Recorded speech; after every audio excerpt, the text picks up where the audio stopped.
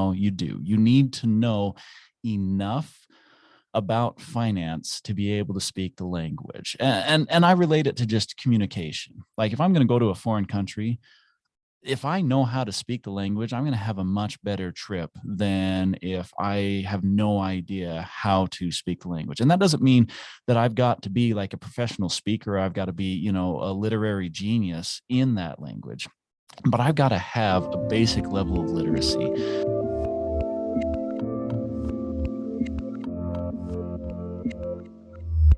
Hey everyone, this is Devin Miller here with another episode of The Inventive Journey. I'm your host, Devin Miller, the serial entrepreneur that's grown several startups into 7- and 8-figure businesses, as well as the founder and CEO of Miller IP Law, where he helps startups and small businesses with their patents and trademarks.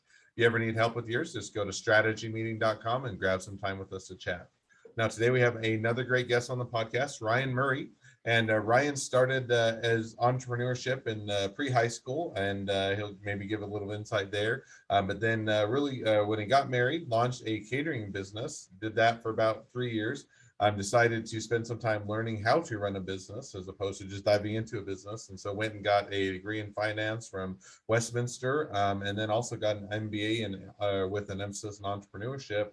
And then wondered what he wanted to do after graduation. So did a few internships while I was going through all of that, but then quickly realized that he enjoyed working with entrepreneurs. And so got into doing a bit of more mentoring, coaching, training, and those type of things, looking at marketing and management and money and other keys that will help individuals and entrepreneurs, and built the training program, did a few different programs, and been doing that since 2014 and been growing the business ever since. So with that much as introduction, welcome on the podcast, Ryan.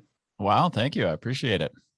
So I gave a much more condensed, shortened version of what is a much longer journey. So why don't we unpack that a bit? So tell us how your entrepreneurial journey got started, and then we'll talk from there.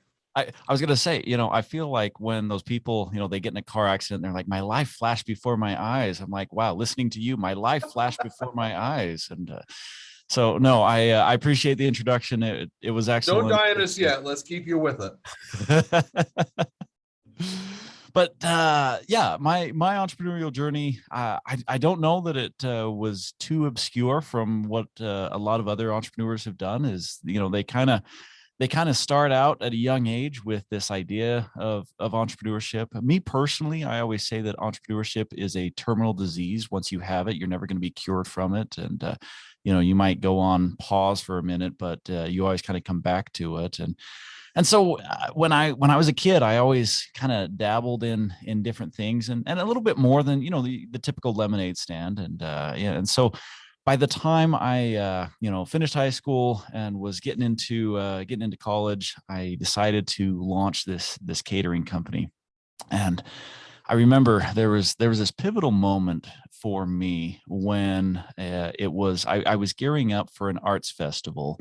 I was going to be one of the food booths at this arts festival, and it was a little bit after midnight. I was still sitting there prepping food and needed to be up at 5 a.m. to get ready to set up. And I'm thinking to myself, I'm like, it's after midnight. I'm still working hard and I haven't even started yet. Like, the day starts tomorrow at 5 a.m. and I'm already dead tired.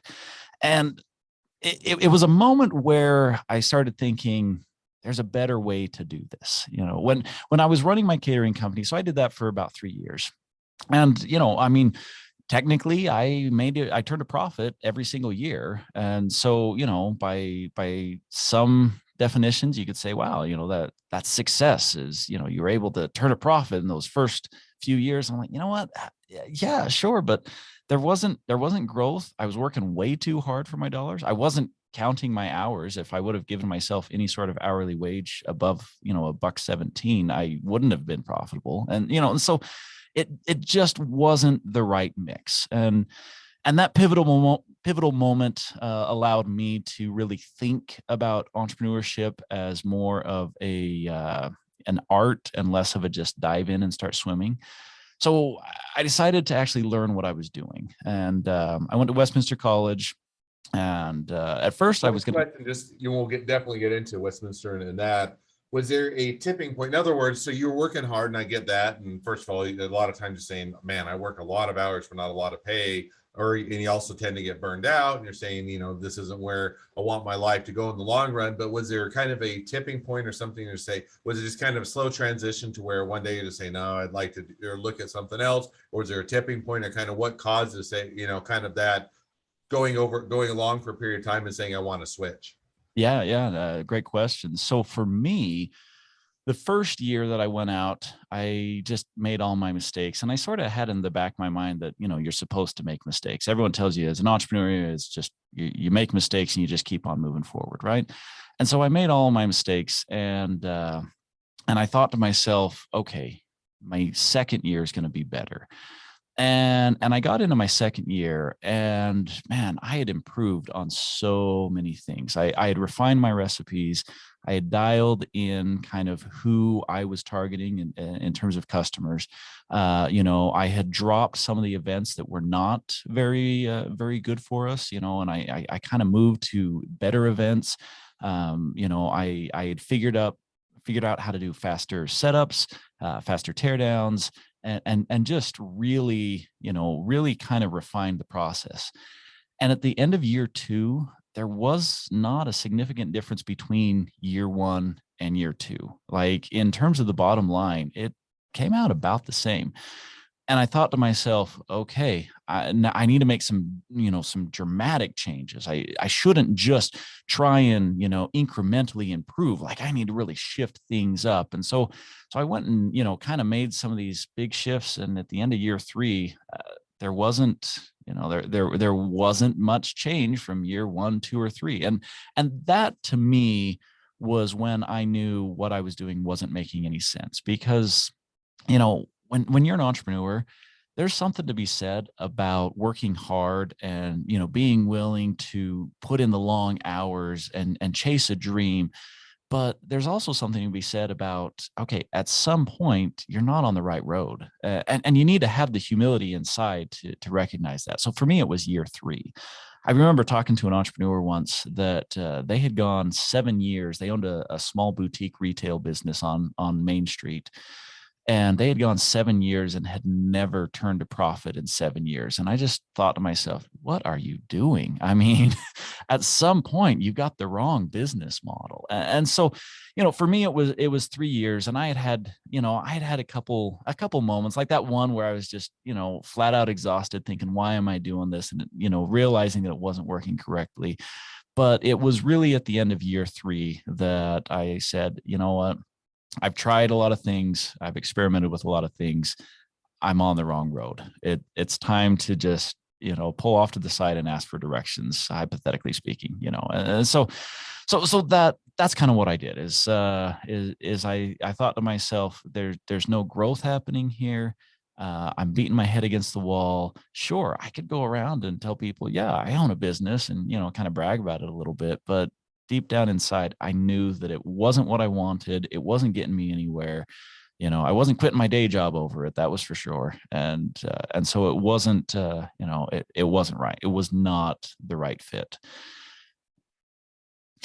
And I think that makes sense. I mean, you're going along and you see all those, and now I'll give it the caveat is I think you get into your own business, and a lot of times you have those thoughts, no matter how hard or how successful. Well, maybe at some point if you reach to a level of success, but for most startups and small business, you're saying, is this worth it? Should I go back to just working for someone else, or should I go do my own thing, or and that? But I think that you also get that point of you have to look back and assess and say, am I really see this as a long-term plan? Is this really what I want to do? Am I passionate about it? Or do I want to go to different directions? So it sounds like you hit that tipping point. So now you're saying, okay, I'm going to go back to school and learn a little bit more about business. And you went into finance and then went and got the MBA. And so, coming out of those programs, it sounded like you were still saying, what do I want to do when you're trying to figure that out, as far as now, what do I do with this education, or how do I position myself to something where it is sustainable that I do enjoy? So how did you kind of, as you're getting those degrees and coming out of it, how did you figure out what you wanted to do?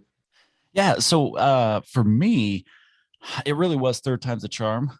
So, the current business that I have, marketing management and money, we actually, we've been going 8 years strong, and it's a great business model that works for me. This is the third entrepreneurial attempt, that I took. And so the first one was the catering company, 3 years. And I'm just like, no, that's not going to work.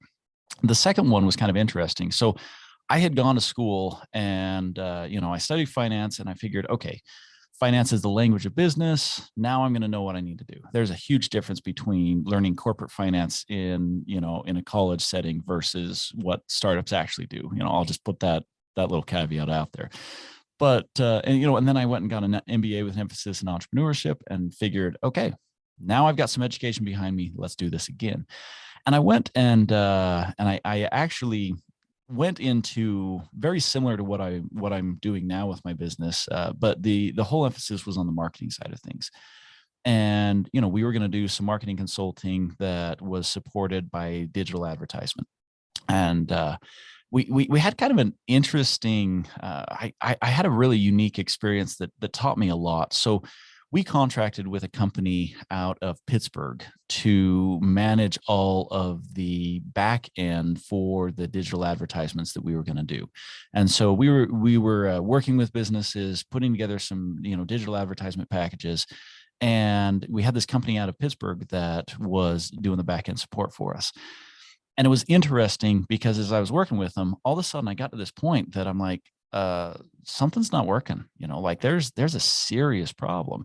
And I went and talked with I talked with this company, and there's like, no, everything's good on our end, and I'm like, there is a serious problem. A couple of weeks go by and I'm like, look, there's got to be something wrong because this is just not working. And so they dig into a little bit and they're like, oh, we did a major coding error that broke everything.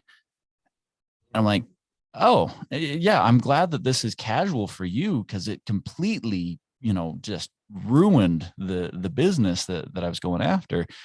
And they wouldn't do anything about it. And so I ended up having to shut that business down because of a single coding error.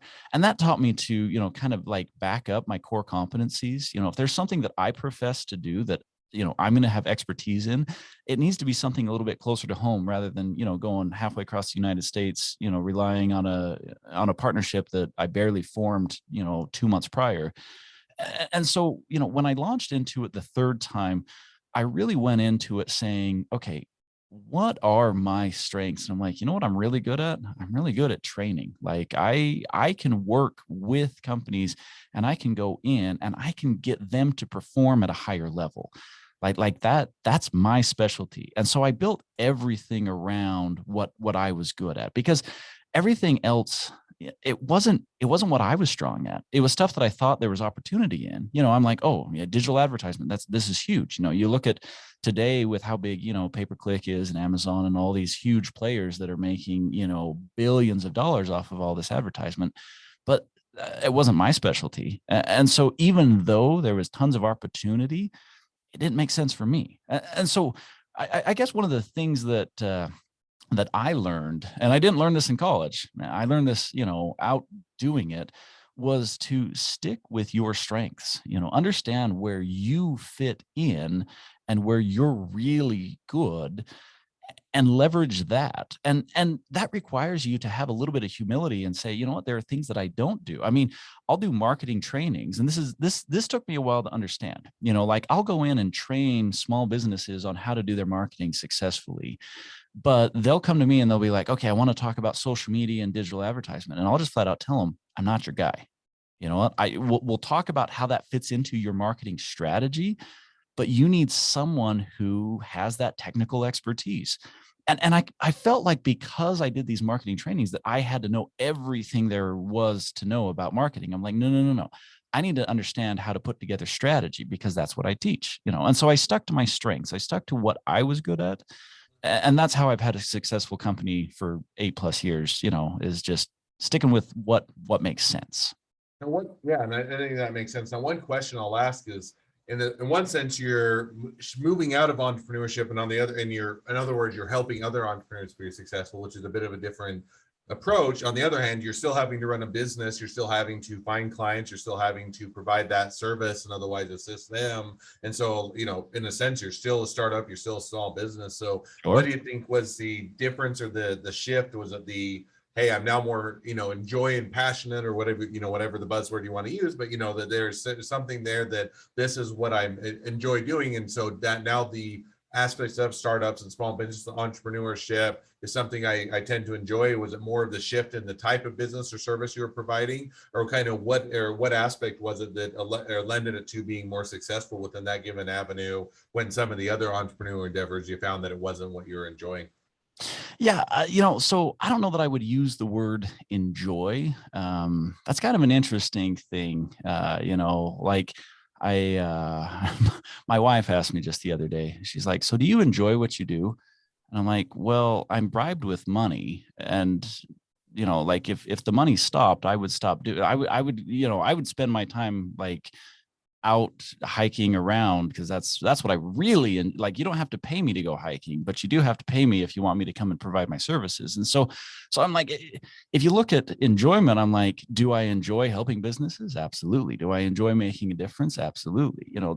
That to me, I guess, and I'll get back to your question in just a second, but what really gets me going is when I can sit down with a company, so I had this opportunity where I had this company attend one of it's our growth by the numbers training. It's our finance training, one of our more popular.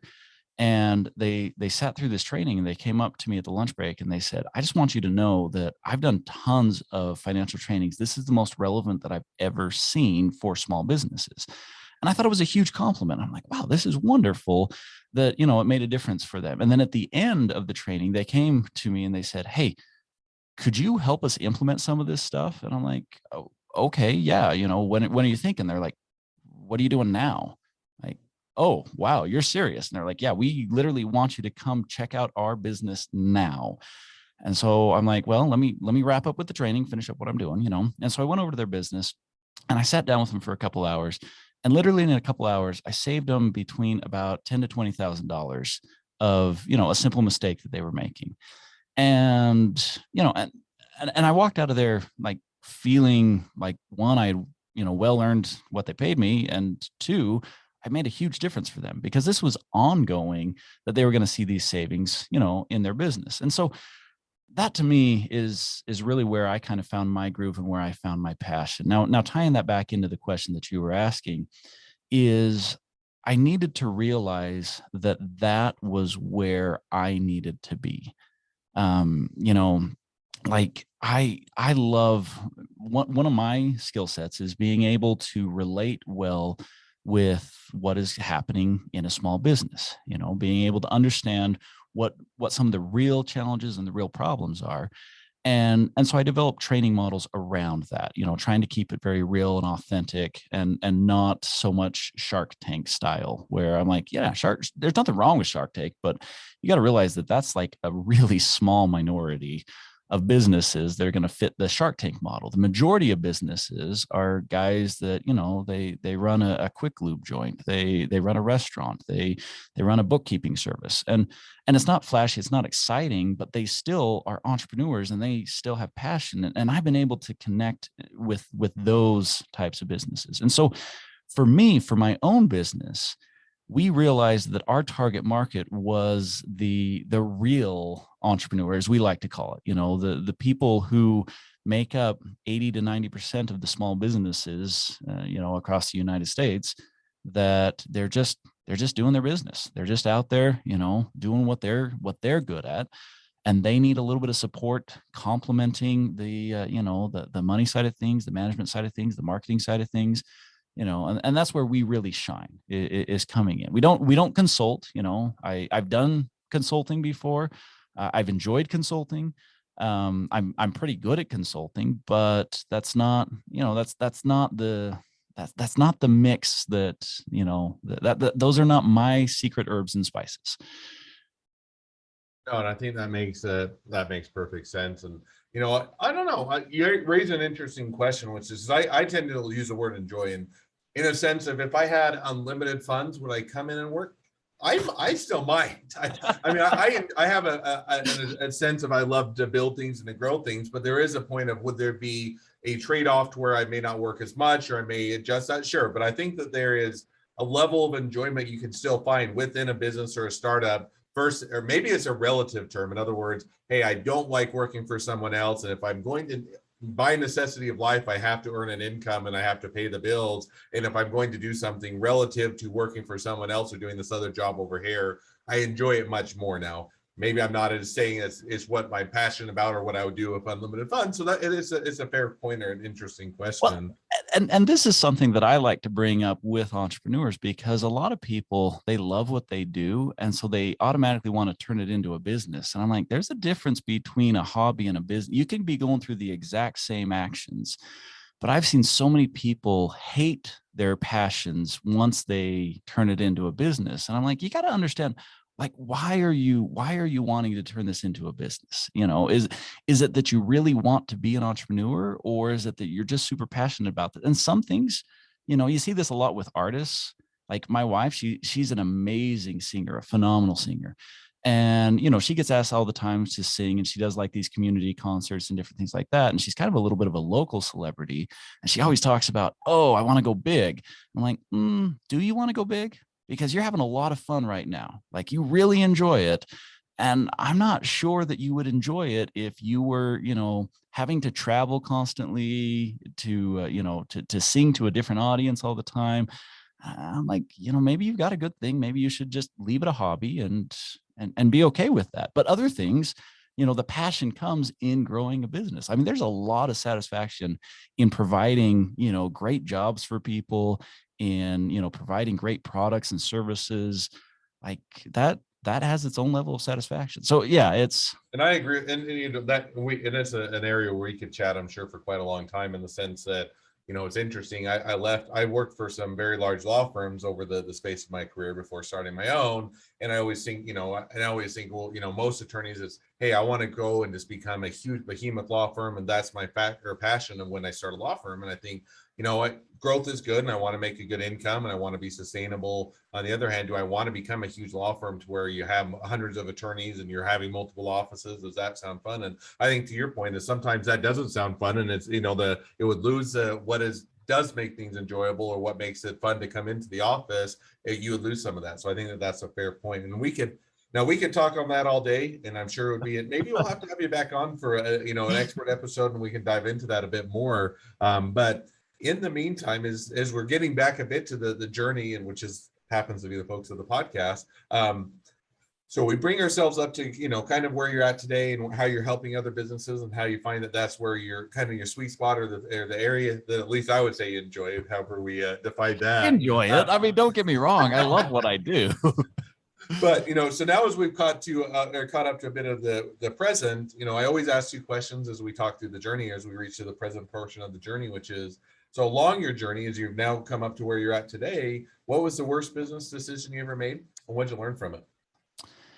So, I don't know that I could pinpoint it down to one worst business decision, but there's been a reoccurring theme, and that is like who you partner with. And so first off, I think that every business has partnerships, whether you're in a formal partnership or whether you just have, people who, they might be mentors, they might be advisors, they might be a spouse, but you've got to be so selective with who you partner with. And so all of my, regrets, business related, I can always pinpoint down to a partnership that I wish that I either would not have been in at all, or I wish that I would have not taken as seriously as I did. When I talk about that second business that I did that fell apart because I jumped into, the company that we were working with, they weren't a bad company. There was nothing wrong with the company. They just weren't qualified to do the level of work that we wanted done. And so I formed a partnership with them, thinking that they were just as excited about my success as I was. I'm like, no, they weren't. They were collecting a paycheck. And, I was paying them for a service that was a little bit over their heads. And so I look at like who do I partner with, and are those the right people? And I could say the flip side of that is the best moves that I've ever made in business have always been connecting with the right person. And that can be a formal partner, that could be connecting with the right customer. I mean, like I've got this one customer, she is amazing, and I look at how much business has grown because of her. Like she goes and just, every time that I've done a training for her, she'll tell, three other people, and like just I get these quality contracts that are all coming from her, and I'm like, that's the type of partnership that I want to have. So to me, I think that we don't recognize how critical to our success partnerships are, and just the right partnerships, they make your business, the wrong partnerships, they break it. No, and I think that that's an absolute great takeaway. And I think that one thing you hit on is that oftentimes you think people, either whether it's partner and employees that are coming into the business, that they're going to work every bit as hard as I am, and they're going to be as passionate, and they're going to love it, and they're going to just work the nights and the weekends and whatever it takes to be successful. Then you get in and say, no, they're not. Like, and that's not a bad thing. It's not that you're probably putting a unrealistic expectation on them to say they're not going to be the same as a person that starts a business. They may not have that, and some people are there. And it sounds like you say there for a paycheck, and that's not a bad thing. If they're doing a good job, they're providing a lot of Sure. great Yeah. services. They're doing a great job. They're helping you build your business. That's what they're there for, and you should just recognize that. But I think that when you then change that from it's an employee or it's a contract or something else to as a partner, you got to make sure that those are the people you really are that are going to be worthwhile to make, and or they're going to be passionate and otherwise, and that you want to take on a partner.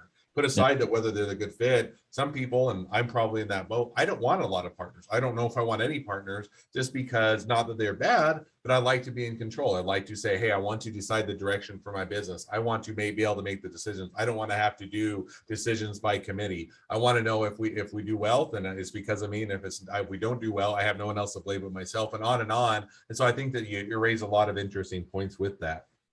Second question I always ask is, if you're talking to somebody that's just getting into a startup or a small business, what would be the one piece of advice you give them?